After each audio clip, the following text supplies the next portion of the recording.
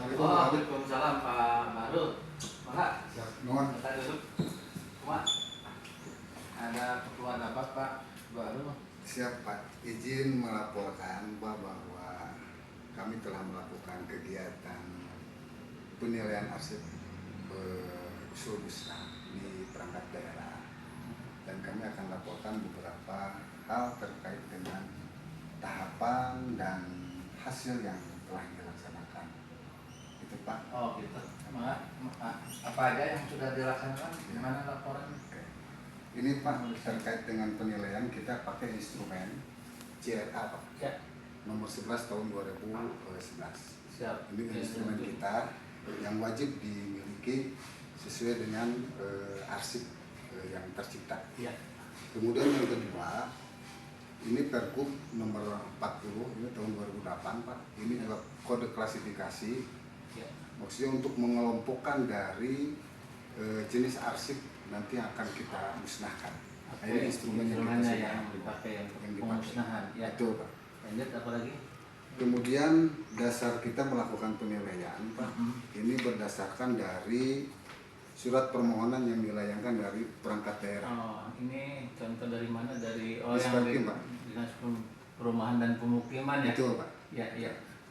Nah, kemudian berdasarkan hasil dari, karena tahapan ini adalah hasil dari daftar yang telah tersedia, daftar arsip yang usul musnah, Ya. maka teman-teman jenjang ahli pertama telah melakukan seleksi Pak. Ya. Dan hasil seleksinya ini. Oh, sudah diseleksi Sudah dari hasil arsip seleksi. pertama dulu. Betul. Itu hasilnya ya? Ya, ini dari arsiparis ahli pertama. Ahli pertama, Betul. kemudian Pak Baru kan ahli muda ya? Ahli muda. Tentunya ada tahapan penilaian yang lain ya? Betul Pak. Dan ini disertai juga prosedingnya Pak. Oh, Nah, ini dari daftar, ini wajib harus ada proseding dan daftarnya, hasil seleksi. hasil seleksi dari Ya, dari arsiparis ahli pertama. Pertama itu prosedingnya harus dibuat ya? Betul Pak. Terus dipelajari dulu mau sama Pak Baru Betul, ya? betul Pak. Nah, kemudian setelah mempelajari itu, kami melakukan penilaian. Nah, ini penilaiannya dihasilkan daftar yang dinilai Pak. Daftar yang dinilai Ini ya? oleh jenjang ahli muda. Oh iya, penilaiannya. Jadi dasarnya dari hasil seleksi dari yang kemudian dihasilkan daftar yang dinilai usul musnah. Iya, Nah, ini Pak. betul. Ini pun harus disertai proseding berdasarkan standar kualitas hasil kerja Peraturan Kepala ANRI nomor 23 tahun 2017. Jadi Ini harus ada proseding. prosedingnya ada dua berarti. Ada ya? dua Pak. Yang dilaporkan Nah. ahli pertama sama arsiparis Ahli muda. dilaporkan lagi hasil Betul, Pak. dari seleksi ya. Betul Pak. Iya, iya, iya. Jadi kami melakukan verifikasi terhadap hasil dari ahli pertama Pak. Dan Ya. ini hasilnya, yang Ya. ini Pak, yang ini. Ini hasil, ini yang seleksi Ini dari kan ahli pertama. Salah satu contoh ya dari Betul, Pak. satu perangkat daerahnya. Nah, sementara selama ini yang sudah Pak Baru lakukan misalnya selama 2023, 2024, 2025 itu sudah berapa perangkat daerah yang sudah dilaksanakan oleh Pak Baru untuk pendampingan pemusnahan tersebut? Ada 9 Pak, 9 perangkat daerah Untuk tahun untuk 2025. 2025. Oh, alhamdulillah ya. 2025. Jadi ini yang terakhir kemarin hasil dari penilaian Pak. Jadi standarnya sama ya, Harus, Pak, prosesnya harus sama. pengajuan dulu ya, pengajuan surat dari perangkat daerah ke Disposibda, Betul. kemudian disposisi dari kepala dinas Disposibda ke Betul. Kabid, kemudian mendisposisi kembali ke ke pertama Muda Madya, Madya, ya. sesuai tupoksinya Betul, ya. betul Pak. Nah, Ini kebetulan tupoksi kami di Muda adalah melakukan penilaian dari hasil seleksi yang dilakukan oleh Iya. teman-teman ahli pertama. Iya. Gitu Pak. Ya, jadi yang telah dilakukan tahun ini 9 9 Pak, berarti 9 luar perangkat biasa. daerah. Ini yang kemarin Pak yang telah dilaksanakan. Kemudian apa saja manfaat dari hasil Tentu pemusnahan? untuk manfaat bagi perangkat daerah saat mengurangi volume arsip Pak yang tidak bernilai guna. Kemudian tentu yang kedua adalah ruang, dan yang ketiga yang utama ini adalah penyelamatan arsip. Barangkali di situ ini yang penting di dalam proses penilaian, Pak, sehingga nanti tidak ada lagi arsip yang tidak terselamatkan begitu, Pak, berdasarkan proses penilaian. Terus ini penyelamatan ruang, terkadang arsipnya numpuk sehingga kita sulit ya mencari, padahal arsipnya sudah jadwal ekstensinya habis, gitu, sudah tidak bernilai guna ya, terus jadi pengurangan volume itu untuk menyelamatkan arsip-arsip yang memang berkelanjutan ya, atau arsip kita, betul gitu ya Pak. Iya. Pak Baru bisa dilihat ininya, paparan prosedingnya. Boleh, Pak, nanti di sana bisa. Bisa di ini kan ya, dipaparkan ya, Agak proses penilaiannya, proses Pak, penilaiannya sampai bagi nanti biar daftar. ya. Enggak, Pak. Cikan mana Pak Baru? Siapa? Ini Pak Kabit. Ini di Taktisnya planningnya gimana? ya, nanti ini di rencana pembukaan arsipnya, Pak. Iya. Kemudian ini dasar hukum kita, ini penting bagi kita, Undang-Undang 43 ini pakemnya, Pak. Oke. Nah, di dalam pemusnahan. Iya. Kemudian ada syarat pemusnahan arsip itu adalah satu, dia tidak memiliki daya guna. Iya, betul. Setelah habis retensinya tidak ada peraturan yang melarang dan tidak terkait dengan penyelesaian proses satu perkara. Oke, mantap. Syarat. Iya. Kemudian prosedur pemusnahan ini ada di Perka 37, ada pembentukan panitia penilai, ini wajib, penyeleksian arsip, kemudian pembuatan daftar arsip usul musnah oleh arsip-arsip di unit kearsipan, tentunya di unit kearsipan perangkat daerah dan dari pendamping dari kita. Kemudian penilaian oleh panitia penilai arsip ini wajib juga, permintaan persetujuan dari Gubernur Pencipta Arsip. Jadi dalam hal ini kalau retensi di bawah 10 tahun itu Pak Gubernur nanti. Iya. Kemudian penetapan arsip akan dimusnahkan dan pelaksanaan pemusnahan. Oke. Prosedurnya ya. Ya. Ini yang mengikat bagi kita untuk hati-hati dalam proses penilaian.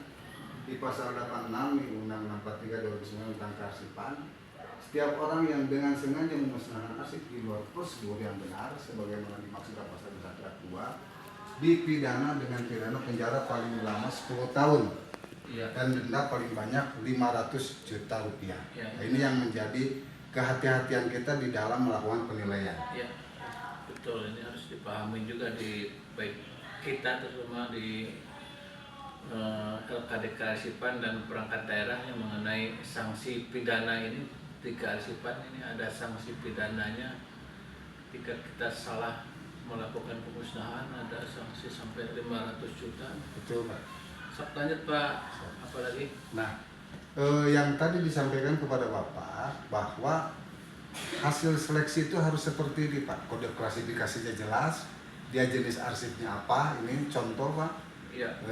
Kemudian kalau dia terkait dengan belanja rutin, ya harus tertuang belanja rutin tentang apa. Gitu, sampai ya. di klasifikasinya juga. Oke, betul. Dan keterangan habis masa retensi itu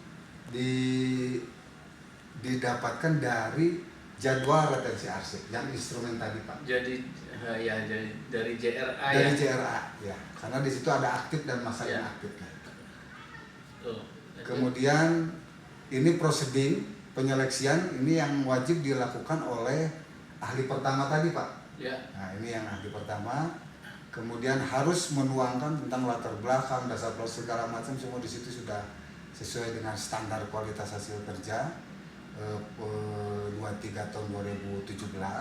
Ini proseding ya untuk Ya, proseding. yang Ahli pertama dulu ya. Proseding seleksi, Pak. Nah, seleksi yang dilakukan oleh arsip-arsip ahli pertama. Oh, ini harus Ya. bikin laporan juga. Laporan juga, Pak. Ketika menyeleksi arsip pertama harus membuat laporan. Berarti betul. nanti tugas Pak arsip muda Pak Barul itu membaca laporan dulu baru menseleksi ya. Betul, Pak. Oh, gitu. Ini yang diseleksi. Nah, nanti di sini yang dilaksanakan ahli muda, Pak. Kegiatannya mengidentifikasi ini adalah hasil dari teman-teman ahli pertama, Pak. Iya. Gitu, Pak. Kemudian menilai dan memverifikasi berkas yang sudah disiapkan mereka tadi dua. Satu daftar, yang kedua adalah proseding. Nah, inilah berkas yang akan kita lakukan penilaian, Pak. Iya. Gitu. Betul, daftar proseding ya. Nah, ketentuannya tentu kita tidak akan gegabah juga melakukan sebuah penilaian sebelum ada ketentuan teknisnya, telah dibentuk tim penilainya gitu. Itu yang wajib, Pak.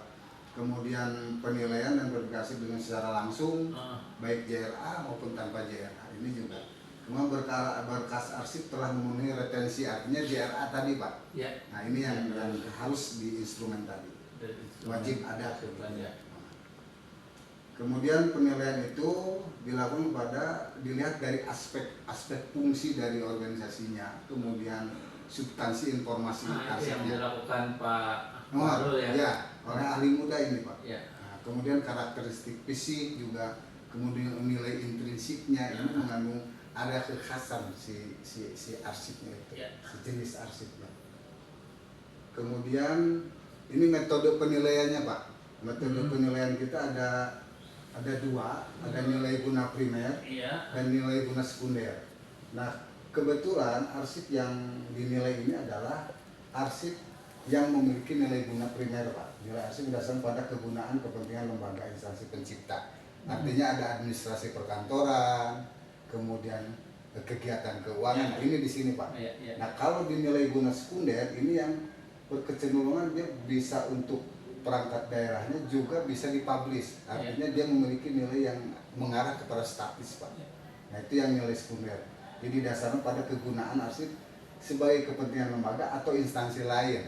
Ini memang cukup berat ya. Ya, Pak. Fungsi arsiparis muda ini dia harus bisa memilah-milah karena setiap perangkat daerah berbeda-beda tupoksi, berbeda-beda kegiatan, sehingga harus mampu memahami arsip-arsip yang di masing-masing perangkat daerah. Betul, gitu ya. Pak. Karena kami harus lakukan analisis, Pak, terhadap tupoksi itu, Pak. Ya, masing-masing tupoksi di bidang-bidang. Nah, kemudian ini kolom sandingan, Pak. Kolom sandingan ini antara daftar arsip dan jadwal retensi arsip. Yang daftar arsip inaktif yang diseleksi ini adalah dihasilkan dari teman-teman, Pak, yang ahli pertama. Nah, ini tertuang di situ kode klasifikasi 934. Kemudian uraian informasinya SPJ kegiatan administrasi perkantoran, pengadaan sarana dan prasarana. Nah, di JRA itu di sebelah sananya itu jadwal retensi arsip ini tidak menuangkan terkait dengan SPJ, Pak. Tetapi munculnya adalah dokumen pelaksanaan pengadaan barang dan jasa barang habis pakai. Nah, maka kita akan menganalisis arsip tersebut ada relevansi nggak dengan dokumen tadi. Nah, ini akan dianalisis oleh kita. Nah, kemudian nanti di sana ada jangka waktu simpannya, aktifnya berapa, inaktifnya berapa. Nah, di situ nanti keterangannya musnah. Tetapi di dalam menuangkan dalam daftar arsip yang diseleksi maupun yang dinilai tidak mengatakan musnah. Ahli pertama mengatakan habis retensi, ahli muda mengatakan kategori musnah. Nanti yang akan menyampaikan musnah adalah ahli media. Kewenangannya di ahli media. Tiga jenjang itu. Tiga jenjang harus ini sesuai tupoksinya. Nah, ini di kolom sandingan. Kolom sandingan ini penting bagi kita untuk melakukan penelitian. Kemudian ini format daftar arsip inaktif usul musnah yang dinilai, Pak. Sesuai yang tadi di jenis arsipnya muncul nanti klasifikasi, nanti dibagi kolom lagi. Terkait jenis arsip umum, kepegawaian, keuangan, ini nanti di sini muncul. Jadi, misalkan ketika dari ahli pertama mengusulkan 100 daftar, pada akhirnya di ahli sampai ahli media dari itu bisa kemungkinan tidak 100 daftar ya. Betul. Hasil di tergantung nanti proses penilaian. Ada yang terkait dengan ini perkara misalnya itu ditahan dulu, Pak. Termasuk yang pengadaan jumlahnya fantastis juga itu. Ya, tetap itu harus proses penilaian walaupun itu kategorinya musnah misalnya. Itu nggak boleh. Kita harus betul-betul nanti ada rapat pleno di situ, Pak. Ya, jadi harus paham betul ya dari arsiparis muda sama media konten dari arsip ini keberlanjutannya bagaimana. Iya, Pak. Nah, kemudian hasil penilaian yang dicapai oleh ahli muda ini adalah pertama laporan penilaian arsip inaktif yang akan dimusnahkan. Nah, ini yang tadi proseding, Pak. Nah, kemudian ada daftar arsip usul musnah yang telah dinilai. Nah, yang tadi, Pak, yang disampaikan. Jadi outputnya ini ya? Iya, outputnya ini dari ahli dua muda ini, ya? Pak. Mohon ahli muda. laporan penilaian arsip inaktif yang akan dimusnahkan, 2 daftar arsip usul musnah yang telah dinilai ya. Jadi nanti Pak Bahrul bikin proceeding lagi ya nanti laporan. Proceeding, betul Pak, laporan. Ya. Nah, kemudian ini format proceeding ini sudah standar persa Pak. Oh, udah baku ya. Udah baku Pak. Oh, iya. Hanya bagaimana kita menuangkan fakta-fakta yang ada, masalah yang ada di situ aja di latar belakang dasar semua. Begitu metode yang dilakukannya juga. Gitu Pak. Ini baku yang sudah diatur oleh peraturan kepala arsip nasional. Nah, ini salah satu contoh yang kita buat. Badan Pendapatan Daerah Provinsi Jawa Barat nih ya. Ini misalkan contohnya Bapena Pak. Oh, iya. Kemudian ini kesimpulan Pak, sebetulnya ini nanti di akhir setelah media Pak. Nah ini akan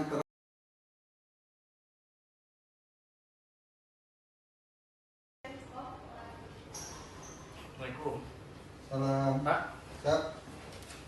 Oh, Pak, izin Pak. Siap, mengaling ya. Gimana? Izin Pak, saya mau konsultasi terkait salah satu surat ini. Pengen menanyakan keasliannya kayak gimana gitu Pak. Minta di ya.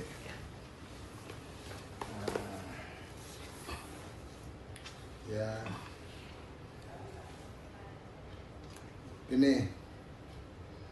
Ini arsip benar dibuat ya. Penggunaan kode klasifikasi benar. Ya. Penggunaan klasifikasi benar. Arsip seharusnya ketika penciptaan itu harus sesuai dengan tata naskah dinas ya. Pergub 30 tahun 2018. Di situ gramatikanya sudah diatur. Huruf yang harus dipakai pun sudah diatur, Arial 12 gitu ya. Kemudian ini asli tidak begitu ya. Sebetulnya kondisi saat ini sudah harusnya TTE ya. Jadi ini bisa dikatakan tidak asli, baru konsep begitu ya. Nah ini yang harus diperhatikan itu. Kemudian ada di sini sifat biasa SKKAD-nya sudah digunakan. Sistem keamanan klasifikasi akses arsip dinamisnya sudah ada ya. Kemudian terkait TND-nya sudah ada, batang tubuhnya juga sudah ada, jelas. Tetapi tidak menunjukkan keabsahan. Mana yang tidak menunjukkan keabsahan? Ini menunjukkan ketidaktaatan terhadap aturan. Artinya sekarang TTE, ya TTE yang kita pakai. Ya. Nah, itu Pak Erik ya terkait dengan keasliannya. Contohnya mana? Ini sudah TTE. Jelas berbeda kan? Ya. Nah gitu ya. Nah ini belum, jadi tidak bisa dipakai dasar nanti ya. Jadi harus sesuai dengan harus sesuai dengan instrumen yang ada. Satu, tata naskah dinas. Kedua, SKKAD-nya ada. Ketiga, klasifikasi. Nanti diatur masa hidupnya arsip ini oleh jadwal retensi arsip. Jadi 4 instrumen ini menjadi dasar dalam sebuah proses penciptaan arsip, begitu ya. Nah, nanti kalau menemukan yang seperti ini lagi, ini belum menjadikan dasar, tidak sah, tidak otentik, jelas. Jadi ketika dibawa kemanapun juga sebagai dasar, dia tidak otentik, tidak ada yang menanggung jawabnya, acuan hukumnya, dasarnya tidak ada, begitu ya. Walaupun ininya sama, penandatangannya misalkan bisa saja asli. Misalkan penandatangannya, tetapi saat ini kita sudah tetek ya. Itu ya Pak Erik ya. Siap. Yang dapat disampaikan. Ada yang lain? Sudah cukup Pak. Cukup? Ya. Oke. Terima kasih ya Pak Erik ya. Enggak, mohon ya. Enggak.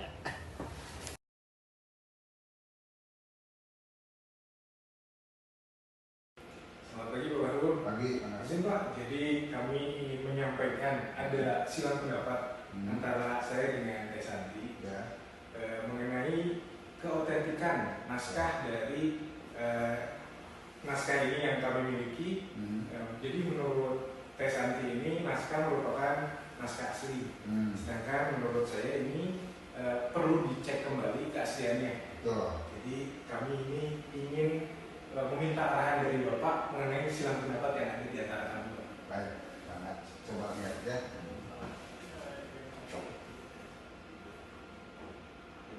Ya, ini naskah tahun 1957 ya, dari Menteri Pekerjaan Umum dan Tenaga.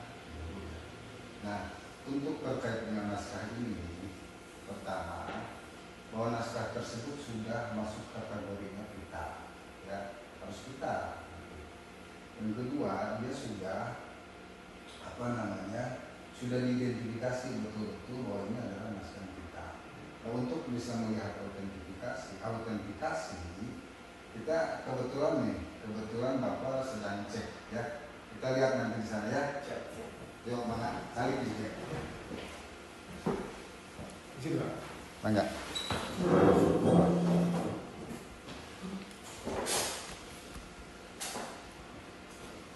Nah, ini perspektif kearsipan ya, bahwa untuk autentikasi itu adalah memberikan tanda. Jadi ini kan belum ada.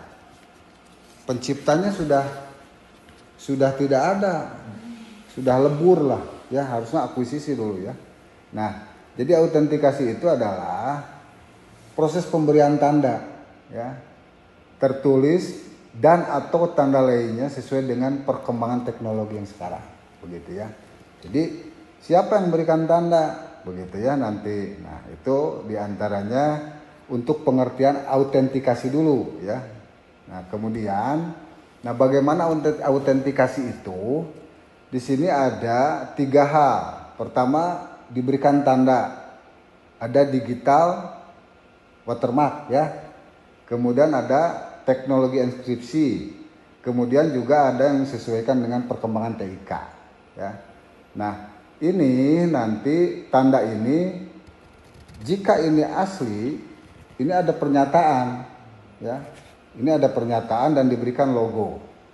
Ini juga sama, nanti ini terintegrasi kalau yang ini ya. Nah, kemudian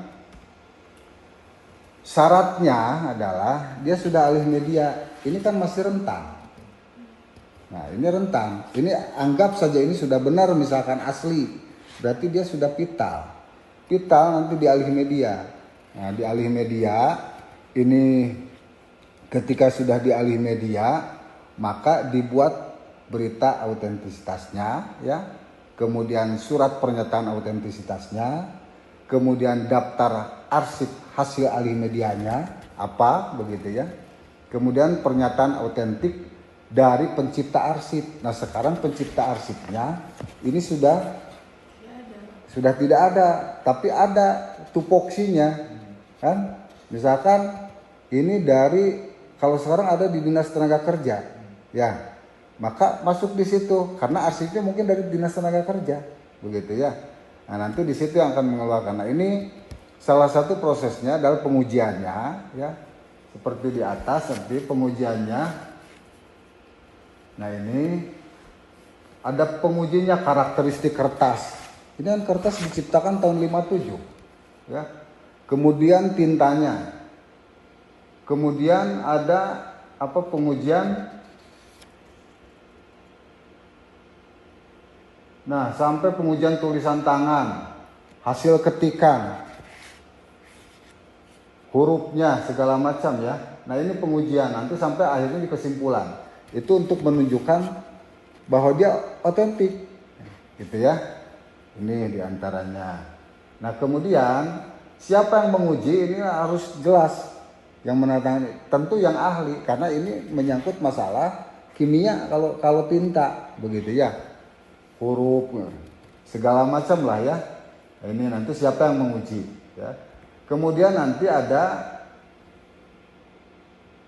berita pengujiannya ya. Jadi dibuat berita acaranya ya oleh tim penguji nanti. Nah, kemudian diketahui ya. Nah, terus kemudian ini diketahui siapa gitu ya.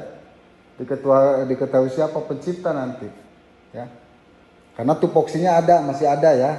dinas tenaga kerja misalkan ya, atau Kementerian Tenaga Kerja masih ada ya. Nah kemudian nanti, nah ini surat pernyataan yang tadi, bahwa surat naskah ini sudah benar, otentik begitu ya, kemudian sesuai dengan aslinya dan sudah dialih media menggunakan tanda tadi ya. Jadi autentikasi itu adalah pemberian tanda ketika arsip ini, naskah ini sudah dialih media begitu ya. Ini di terakhir nih, naskah ini dialih media, alih medianya itu sudah diberikan tanda watermark misalkan ya. Nah itulah yang menunjukkan keasliannya, tetapi ada proses rangkaian di sini. Nah ini ada surat pernyataannya dari pencipta ya begitu. Nah ini contoh-contohnya ya. Itu mungkin yang dapat disampaikan ya terkait dengan autentikasi. Jadi arsip ini atau naskah ini adalah naskah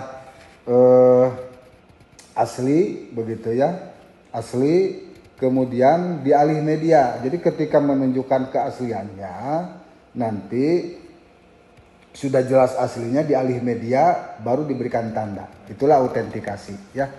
Itu mungkin Pak Gilang, Bu Santi ya penjelasannya ya.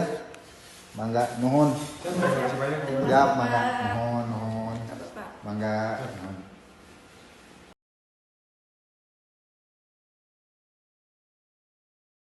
Assalamualaikum warahmatullahi wabarakatuh. Waalaikumsalam warahmatullahi wabarakatuh. Yang terhormat Bu Kadis, yang dalam hal ini diwakili oleh Pak Joko, Arsiparis Ahli Media. Terima kasih kehadirannya. Sahabat saya Teh Megi yang saat ini juga hadir, teman-teman, ada Bu Santi, Pak Eri, Pak Dede, Pak Epul, dan adik-adik PKL. Izinkan pada hari ini saya ingin menyampaikan tentang semangat anti korupsi. Bapak dan Ibu, apa itu semangat anti korupsi? Apa? Belum ya? Oke. Baik, Bapak dan Ibu sekalian, izinkan saya hari ini menyampaikan sebuah ilustrasi ya. Manusia itu diberikan nafsu ya. Nafsu ada dua nanti, ada nafsu lawamah dan ada nafsu mutmainnah. Kalau lawamah itu sudah mengarah kepada nafsu yang bergeser kepada sebuah keserakahan, keinginan-keinginan yang tidak terkendali. Tetapi kalau nafsu mutmainnah itu nafsu yang dihadirkan kepada sebuah kebaikan. Mutmainnah ini ingin belajar, orang lain pintar, kita ingin belajar, itu mutmainnah. Orang lain ingin memiliki kendaraan, ya tenang, karena dia terkendali. Mutmainnah itu adalah sesuatu yang terkendali. Tetapi kalau sudah lawamah, yang sebelah kiri, begitu ya, ini sudah masuk ke dalam unsur-unsur hayawanun natik, ada keinginan-keinginan yang berlebihan. Apa saja yang mendorong ini? Bentuk-bentuknya tentu ada terkait dengan hal-hal yang menyangkut kehidupannya. Ketika sudah diberikan hal yang sudah sepantasnya, malah dia melebihi, itulah yang disebut korupsi. Jadi ingin melebihkan dari apa yang sudah sepatutnya diterima, gitu. Ini yang dinafsu lawamah tadi, ya. Jadi kalau sudah di sini, maka perilaku yang akan terjadi adalah dia akan menghantarkan dirinya untuk melakukan sesuatu yang kecenderungannya negatif. Contoh dalam sebuah pekerjaan adalah yang sepatutnya dia sudah terima, dia lebihkan. Hal yang baru misalnya, orang lain antri, ya, dia memberikan kepada yang antri kelebihan untuk mendapatkan sesuatu. Nah, inilah yang disebut tadi. Jadi ketika dia sebagai petugas yang seharusnya dia melakukan sebuah sikap pelayanan yang baik, malah memberikan kepada orang lain kesempatan untuk dilebihkan dan menjadi terjadi yang disebut gratifikasi. Itu. Oleh karena itu, Bapak dan Ibu sekalian, mana yang harus dilakukan oleh kita?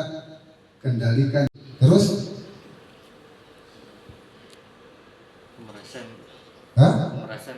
Pemerasan bisa, ya, dengan kewenangannya boleh, kan begitu ya. Nah, ini masuk kategori itu, ya, seperti kasus yang sekarang pemerasan artis kan itu banyak ya, seperti itu. Nah, artinya bagaimana kita menjaga itu, ya? Menjaga agar kita tidak terjebak ke dalam nafsu lawamah. Kita harus masuk di nafsu mutmainah sehingga terhindar dari perbuatan jenis-jenis korupsi yang sekarang wabah di kita dan cukup tinggi nilainya di Indonesia. Siap Bapak dan Ibu? Ya. Yang keras satu. Semangat. Siap Bapak dan Ibu menjaga tidak korupsi? Ya. Terima kasih. Itu saja mungkin Bapak dan Ibu yang dapat saya sampaikan. Billahi taufiq wal hidayah. Assalamualaikum warahmatullahi wabarakatuh. Waalaikumsalam.